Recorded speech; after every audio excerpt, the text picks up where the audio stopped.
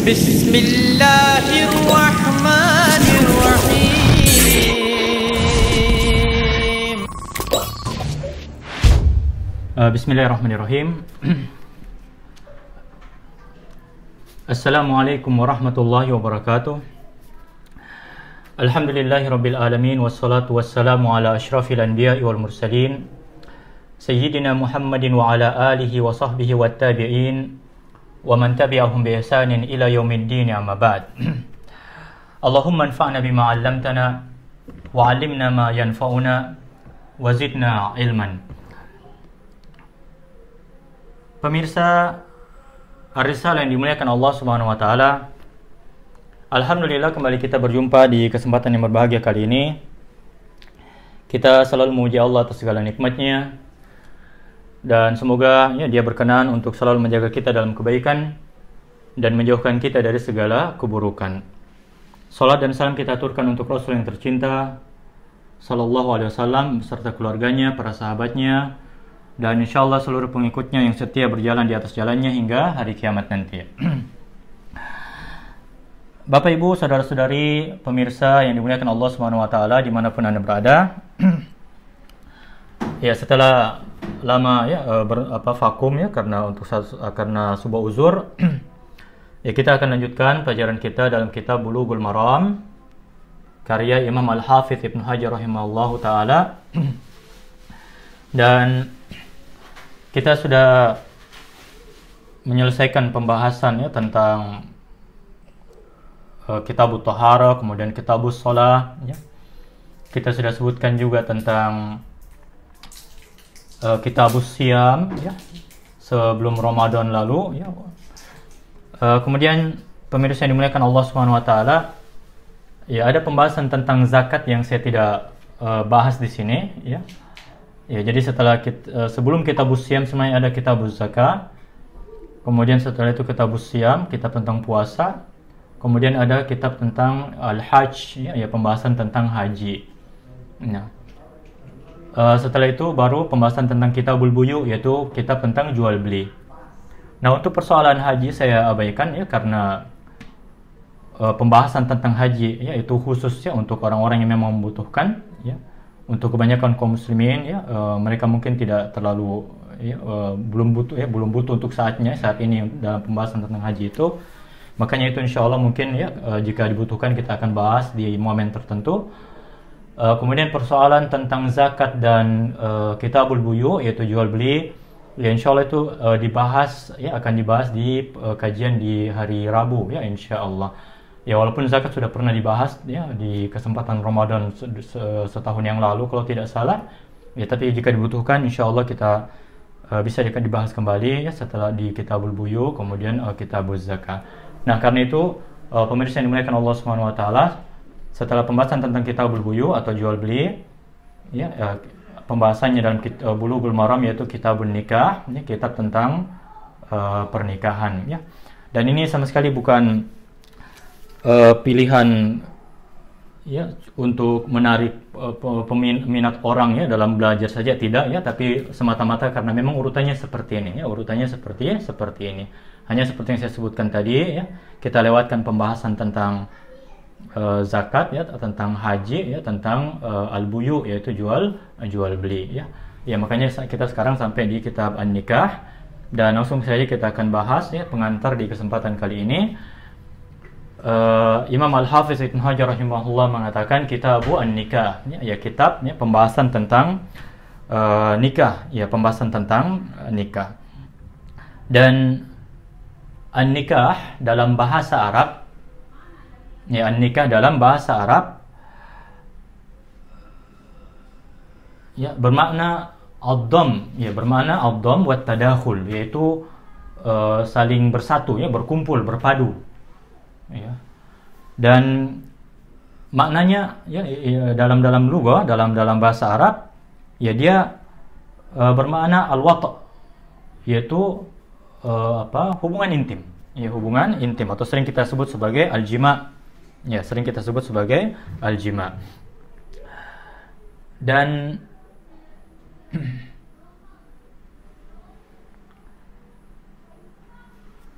kata an-nikah ini ya juga digunakan ya dari sisi majas ya, menurut sebagian ulama ya, digunakan untuk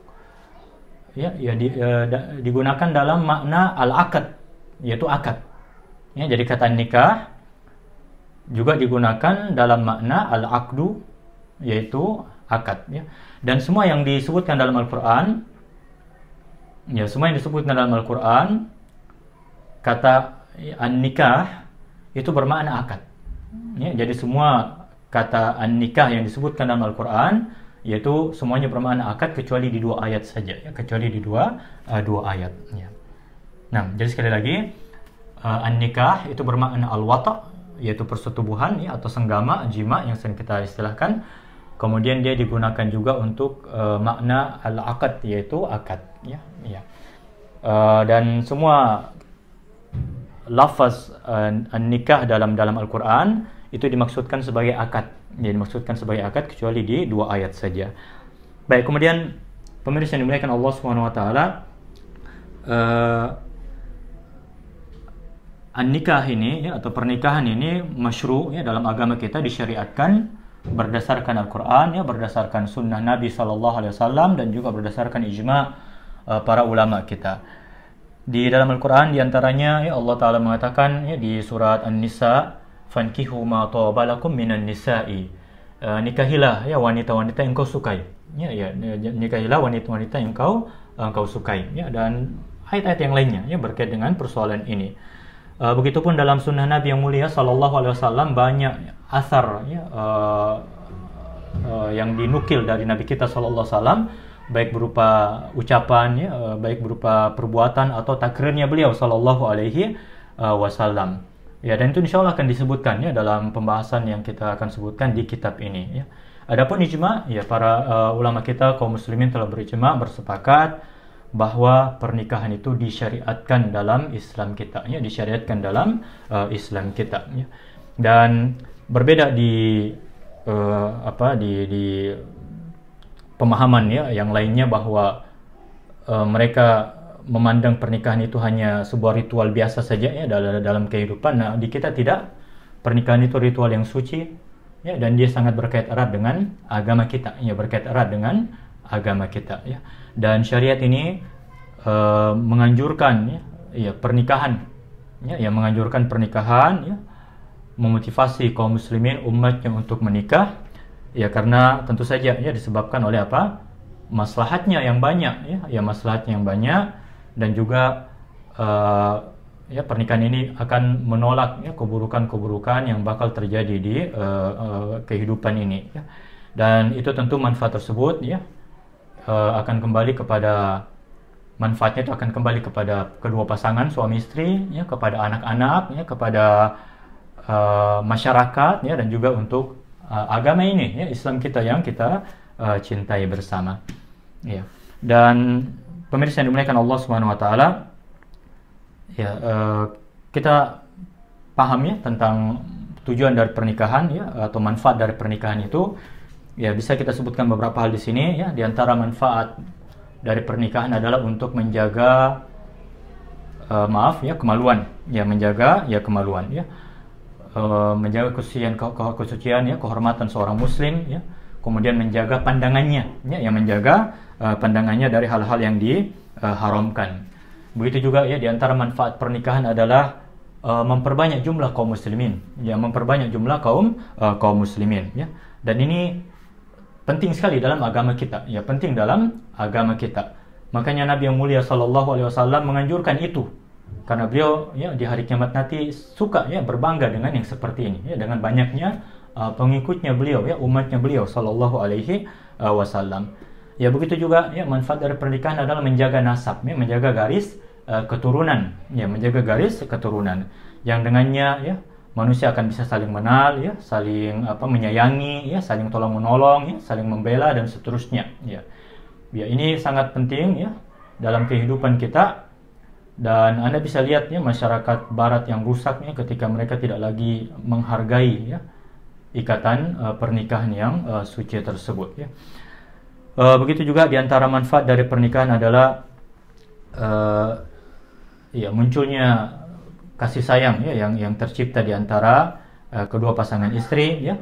Karena seorang manusia tidak bisa hidup sendiri dalam kehidupan ini, dia pasti butuh partner ya, butuh pendamping ya untuk menjalani kehidupan ini bersama-sama yang dimana dia bisa berbagi kebahagiaannya, berbagi kesedihan ya dan seterusnya ya. Dan itu yang Allah isyaratkan di dalam Al-Qur'an ya, dalam surat Ar-Rum. Allah Ta'ala berfirman, wa min ayatihi ya, di antara ayat-ayatnya, di antara tanda-tandanya, an khalaqalakum min anfusikum azwaja ya, dia menciptakan untuk kamu dari diri kamu sendiri azwaj, yaitu pasangan ya, pasanganmu ya.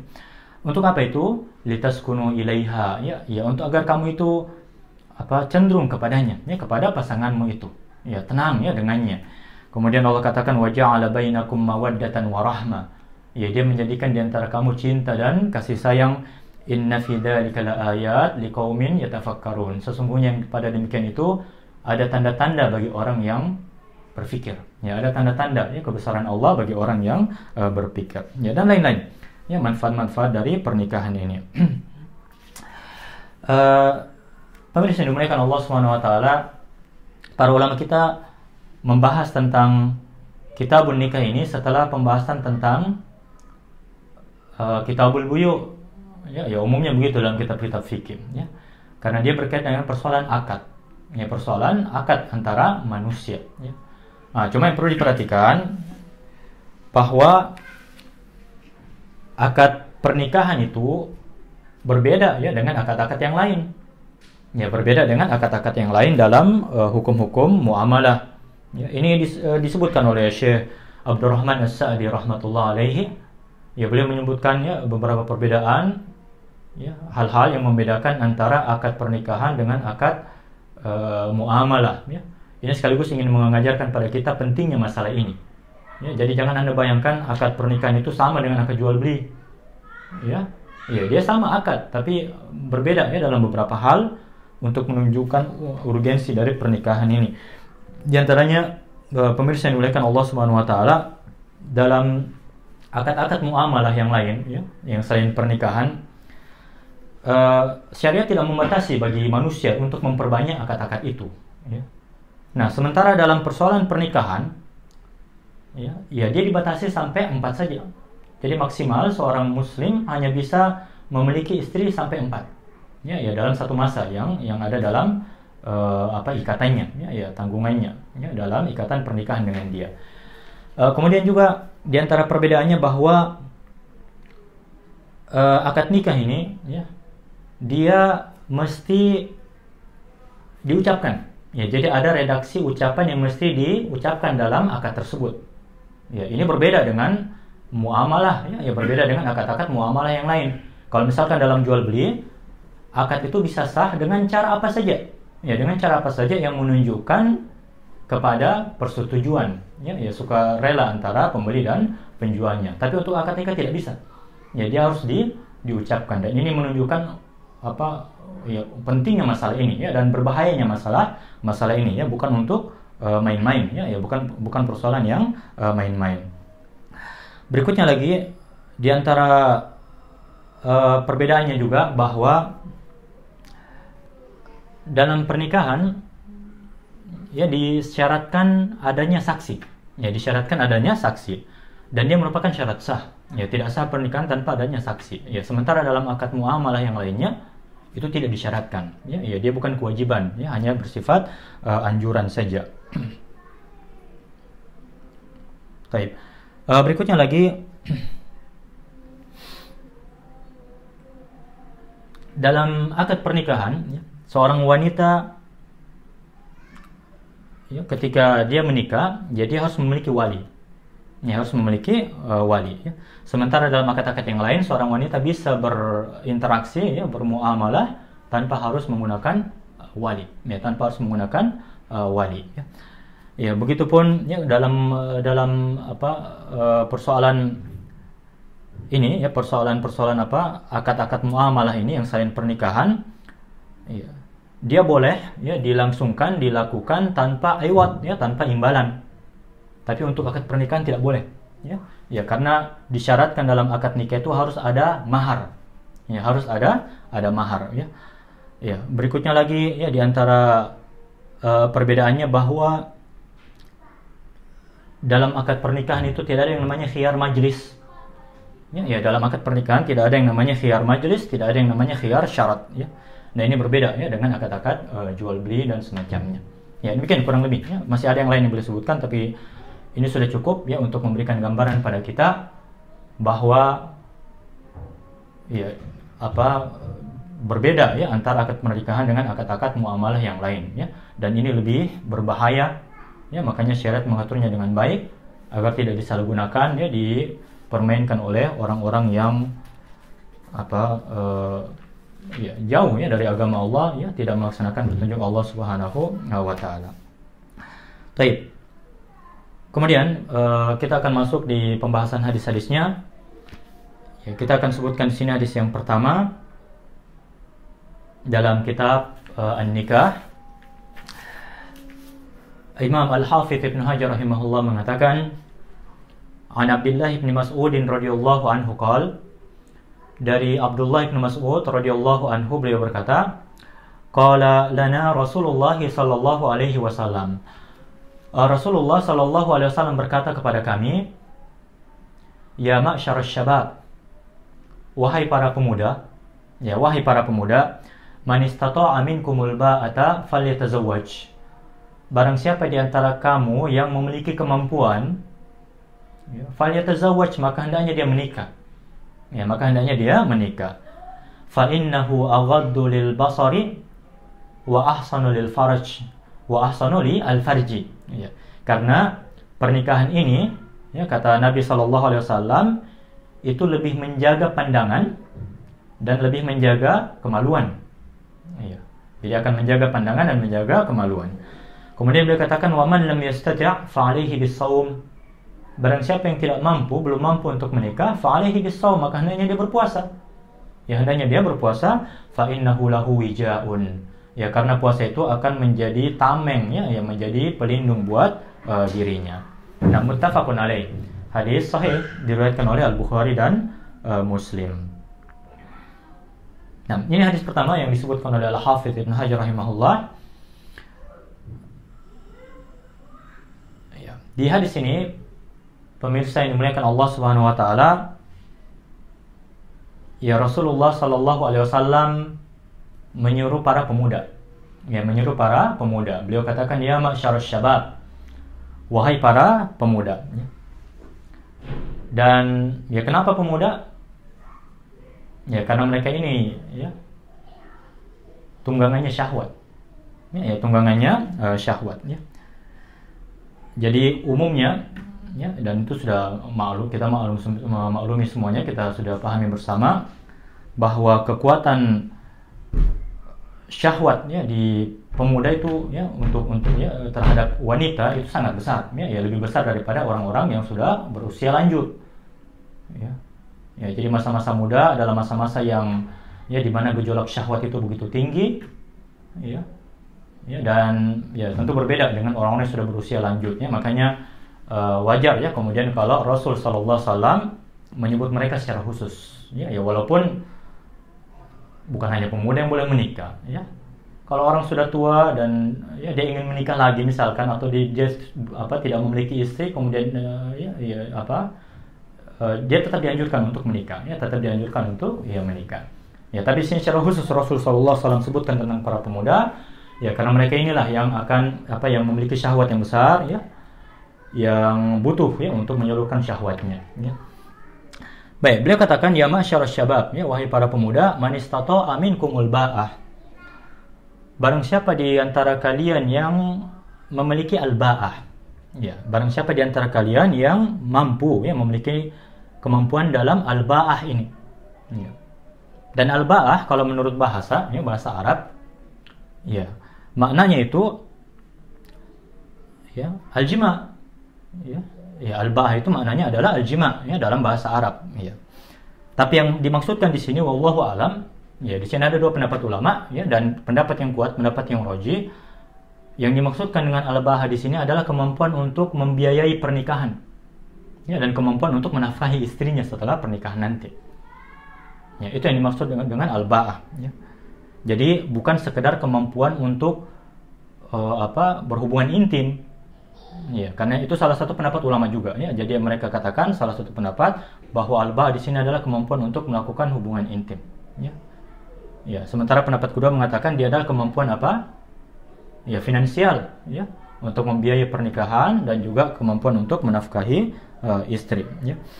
Nah, pendapat yang kedua ini yang lebih benar ya. Jadi dia berkaitan dengan persoalan finansial ya. Ya, berkaitan dengan persoalan finansial dan bukan persoalan kemampuan untuk berjima ya. Karena saya rasa kalau orang sudah dewasa mereka semua mampu ya untuk itu ya. Dan lagi redaksi hadis ini ditujukan kepada orang yang memang mampu melakukan jima. Ya, ditujukan kepada orang yang mampu melakukan jima. Yaitu ditunjukkan dengan sabda Nabi SAW. Ya, beliau katakan ya, setelah hadis ini beliau katakan apa? Waman lam yastati fa'alaihi bisyam. Barang siapa yang belum mampu menikah, maka hendaknya dia berpuasa. Ya, karena syahwatnya pasti bergejolak. Ya kan? Ya. Ya, jadi wallahu alam ya, yang paling tepat, yang paling benar ya, yang dimaksudkan dengan al-ba' di sini adalah masalah finansial ya, kemampuan dalam persoalan finansial ya. Jadi man istata'a minkumul ba'a falyatazawwaj. Ya, barang siapa yang memiliki ya, mampu ya untuk memenuhi ya persoalan finansialnya itu ya, memberikan mahar kemudian nafkah, maka falyatazawwaj ya, hendaknya dia menikah. Nah, kenapa ya perintah menikah ini? Ya, beliau sebutkan sebabnya. Apa sebabnya itu? Beliau katakan fa innahu aghaddu lil basari wa ahsanu lil faraj. Ya, karena menikah itu lebih menjaga pandangan dan juga menjaga kemaluan. Ya, menjaga pandangan dan menjaga ya kemaluan.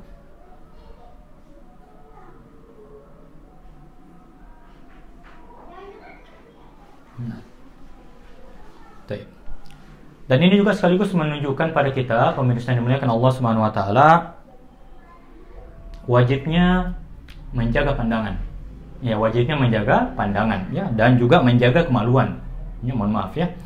Dan haramnya itu apa? Ya, haramnya memandang ya kepada hal-hal yang diharamkan kepada lawan jenis ya.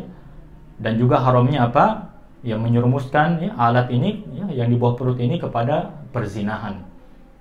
Ya. Jadi tujuan dari pernikahan untuk menjaga kedua ini ya, menjaga pandangan dan menjaga ya kemaluan ya. Ya, dan para ulama, jumhur ulama kita berpendapat bahwa hukum asal pernikahan adalah sunnah. Ya, hukum asal pernikahan adalah sunnah. Ya, itu pendapat jumhur ya. Jadi perintah dalam hadis ini untuk menikah bukan wajib. Ya, tapi disunnahkan ya, dianjurkan ya. Walaupun setelah itu ulama memerinci masalah ini ya. Ada yang sesuai dengan kondisi seseorang ya. Jadi hukum pernikahan bisa menjadi wajib, bisa menjadi sunnah ya, mubah, makruh atau haram ya, sesuai dengan kondisi orang yang akan menikah tersebut ya. Ya. Nah, kemudian dalam hadis ini Rasulullah SAW mengatakan ya, beliau katakan waman lam yastati', barang siapa yang belum memiliki kemampuan ya, belum mampu untuk ya al-ba'ah ini, fa alaihi bisawm, maka hendaknya dia berpuasa. Ya, hendaknya dia berpuasa. Ya. Jadi untuk memerangi gejolak syahwat itu bagi para pemuda, ya Rasul sallallahu alaihi wasallam menyuruh mereka, menuntun mereka untuk apa? Untuk berpuasa. Kenapa? Fa innahu lahu wija. Ya, karena puasa itu akan berfungsi baginya sebagai wija. Ya, sebagai wija ya, sebagai tameng pelindung. Ya, walaupun wija di sini pemirsa yang dimuliakan Allah Subhanahu wa taala, dalam bahasa Arab wija itu kebiri. Ya, kebiri ya. Jadi fungsi kebiri ini kan ya untuk memutuskan syahwat ya seorang laki-laki ya. Ya, walaupun dalam Islam tentu ini diharamkan, tidak boleh ya. Nah, maksudnya di sini apa? Ya, ketika seseorang berpuasa ya, maka itu akan melindungi dia dari syahwatnya. Ya, yang melindungi dia dari keburukan syahwatnya. Ya, sekali lagi melindungi dirinya dari keburukan syahwatnya. Jadi bukan perintah untuk melakukan kebiri ya. Ya, beliau hanya menyebutkan fungsi dari puasa tersebut ya, untuk melindungi orang dari keburukan syahwatnya tersebut ya. Dan hadis ini juga digunakan oleh sebagian ulama ya, ya dijadikan dalil oleh sebagian ulama tentang haramnya istimna, haramnya masturbasi atau onani. Ya, karena mereka katakan kalau seandainya masturbasi atau onani itu mubah, tentu Nabi SAW akan memberikan petunjuk ke situ. Ya, karena dia lebih mudah sebenarnya dari puasa. Ya, mudah kan ya dicerna. Ya, jadi beliau katakan, sebagian ulama berpendapat bahwa hadis ini juga sebagai dalil tentang haramnya melakukan istimna atau onani, karena kalau seandainya dia boleh, ya tentu Rasul akan memberikan petunjuk kepada hal itu, karena dia lebih mudah daripada melakukan puasa. Tapi ketika Rasul menunjukkan kepada puasa, ya itu menunjukkan bahwa ya masturbasi itu diharamkan, ya diharamkan.